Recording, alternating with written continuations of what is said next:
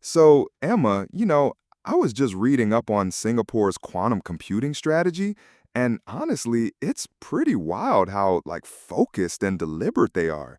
It's not just a splashy announcement, right? It's really it's a methodical orchestration, they call it. Oh, totally. I saw that, Marcus. They're like a year into their national quantum strategy, backed by $300 million under RIE 2025. That's a chunk of change, eh? But what does methodical orchestration really mean in this context? Are they doing something different than, say, other countries? Like, what's their secret sauce? Yeah, good question, Emma. It's not about the headlines, actually. It's about, well, playing the long game. The PDF, it emphasizes less about spectacle and more about actual structure. They're laying down infrastructure with clarity, and the research community, they're already delivering what they call translational potential. But there is a quiet weight under the surface, a talent gap. So they're really hinging on partnerships, processor maturity, and turning scientific elegance into these measurable milestones. It's pretty impressive. Wow, measurable milestones. That's smart.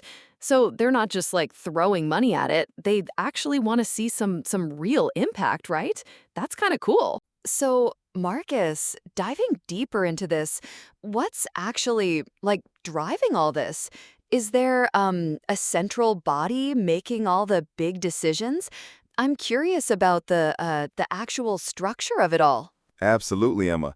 At the heart of it is the National Quantum Office, or NQO, formed back in 2022.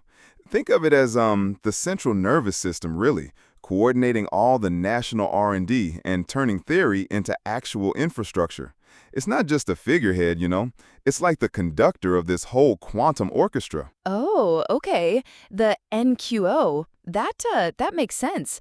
So they're setting up like different initiatives then to tackle different parts of quantum computing? Exactly. The strategy breaks down into five carefully scoped initiatives.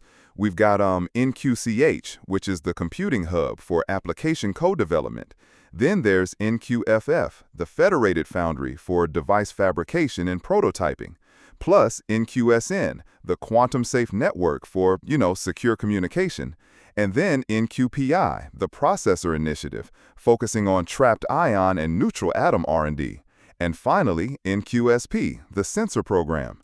It's a bit like building a skyscraper, really, with everything from hardware to cybersecurity under one national roof.